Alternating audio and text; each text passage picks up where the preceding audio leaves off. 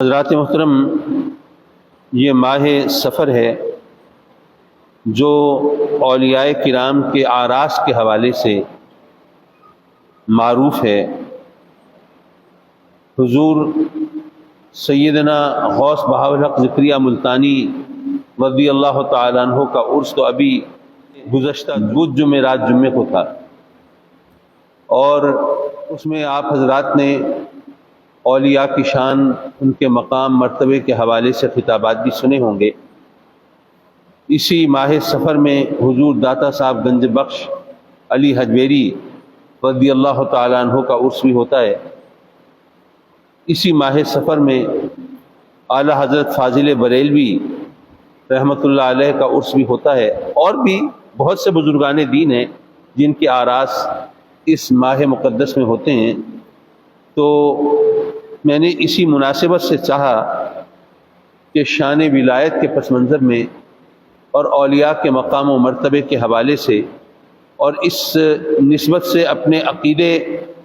اور اپنی عقیدت کا احوال بھی پیش کیا جائے، اور دیکھا جائے کہ ہم کہیں معاذ اللہ اسلام کی بنیاد جو توحید کا عقیدہ ہے، کہیں اس کے ساتھ کوئی مذاق تو نہیں کرتے، اور اس کے اندر کوئی اپنی خواہشات کی آمیزش تو نہیں کرتے۔ پہلی بات تو یہ ذہن میں رکھیے کہ ہمارے نزدیک جو ولایت کا تصور ہے وہ بہت مختلف ہے، وہ ڈسٹارٹڈ ہے، مسخ شدہ تصور ہے ولایت کا۔ ہم یہ سمجھتے ہیں کہ کوئی کرامت دکھائے، ہوا میں اڑ کے دکھا دے، پانی پہ چل کے دکھا دے، کوئی انہونی کر کے دکھا دے، تو یہ اس کے ولی ہونے کی دلیل ہے۔ جبکہ یہ ذہن میں رکھیے کہ یہ چیزیں تو جادو کا حصہ بھی ہو سکتی ہیں۔ بلکہ مجھے ابا جی قبلہ رحمۃ اللہ علیہ کی ایک بات یاد آئی، اور وہ میں نے پہلے بھی یقیناً سنائی ہوگی، لیکن چلیے ایک بار پھر سنانے میں کوئی حرج نہیں۔ آپ میں سے بیشتر دوست جانتے ہوں گے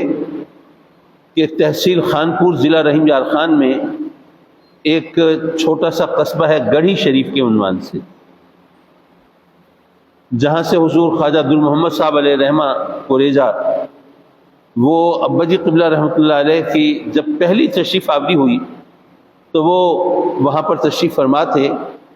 اور پچھلے دنوں ان کے سجادہ نشین حضرت بدھن سئی رحمۃ اللہ علیہ کا انتقال ہوا وہاں پر اس علاقے میں، اور اتنا بڑا جنازہ خلق خدا کا وہ اژدہام اور ہجوم دنیا نے دیکھا۔ اچھا، وہ بھی بڑا دلچسپ واقعہ ہے۔ جب ابا جی قبلہ پہلی بار وہاں تشریف لے گئے خواجہ عبد المحمد صاحب کی موجودگی میں، خانپور میں ایک مدرسہ سراج العلوم ہے۔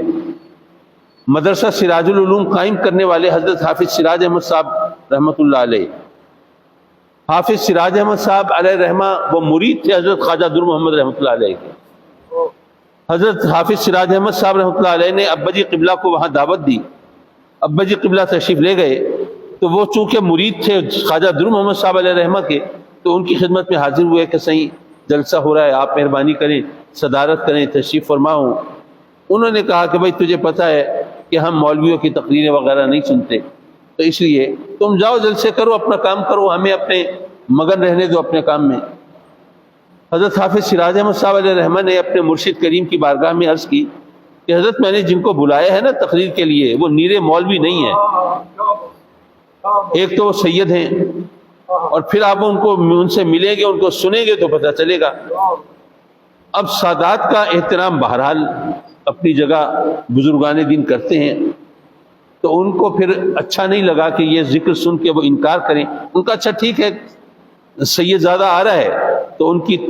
عزت کے لیے، ان کی توقیر کے لیے ہم بھی پہنچیں گے۔ اب یہ بات ایسی ہے کہ جس کو بہت سے لوگوں سے تواتر سے سنا، یعنی کوئی ایک بات ایسی نہیں ہے کہ کسی بندے نے سے سن لی اور بس بات ختم ہو گئی، بہت سے لوگوں سے یہی بات سنی۔ انہوں نے بتایا کہ جب ابا جی قبلہ رحمۃ اللہ علیہ نے تقریر کرنا شروع کی تو حضرت قبلہ خواجہ در محمد صاحب علیہ رحمہ نسوار لیا کرتے تھے. تو انہوں نے نسوار لینے کے لیے وہ جیب سے وہ ڈبی نکالی, اس سے چٹکی بھری. اتنی دیر میں ابا جی قبلہ خطبہ ارشاد کر چکے تھے اور انہوں نے تقریر کا آغاز کیا. اب وہ نسوار کی چٹکی ابھی ناک تک نہیں پہنچائی تھی, راستے میں وہ وہیں پہ ٹھہر گئے اور ابا جی قبلہ کو تقریر کرتے ہوئے سننے لگے, اور تقریباً کہتے ہیں 2.5 گھنٹے انہوں نے خطاب فرمایا اور وہ 2.5 گھنٹے تک اسی طرح بیٹھے رہے.